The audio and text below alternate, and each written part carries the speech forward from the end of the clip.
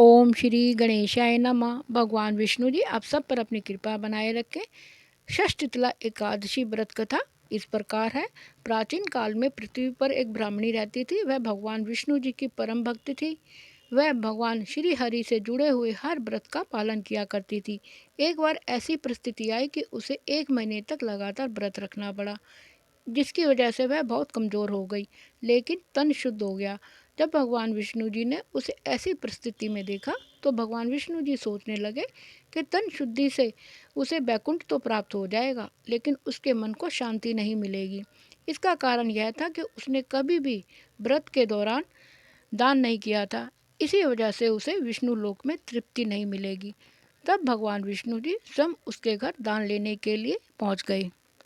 भगवान जब उस ब्राह्मणी के घर भिक्षा लेने गए तो उसने भगवान विष्णु जी को दान में एक मिट्टी का डेला दे दिया।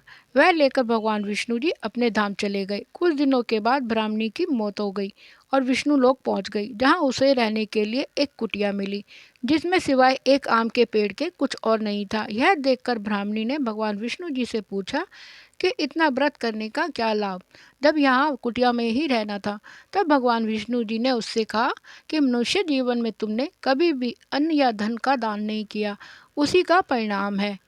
इसके बाद उसे काफ़ी पछतावा हुआ और उसने स्वयं भगवान विष्णु जी से इसका उपाय पूछ लिया। इसके बाद भगवान विष्णु जी ने उससे कहा कि देव कन्याएं तुमसे मिलने के लिए आएंगी तो तुम उनसे षष्ठीतला एकादशी का व्रत कथा पूछ लेना। जब तक वह देव कन्याएं इसके बारे में तुमसे बात ना करें, तब तक तुम अपनी कुटिया का दरवाज़ा मत खोलना। इसके बाद श्री हरि विष्णु जी के कहे अनुसार ब्राह्मणी ने वैसा ही किया और षष्ठीतला व्रत के बारे में जान लिया। देव कन्याओं से व्रत विधि जानने के बाद उसने षष्ठीतला एकादशी का व्रत किया, जिसके फलस्वरूप उसकी कुटिया सभी आवश्यक वस्तुओं और धन धान्य आदि से भर गई। साथ ही वह रूपवती भी हो गई। इसीलिए मान्यता है कि षष्ठीतला एकादशी के दिन व्रत और तिल का दान करने से सौभाग्य बढ़ता है तथा अनेक प्रकार के कष्ट दूर हो जाते हैं और मोक्ष की प्राप्ति होती है।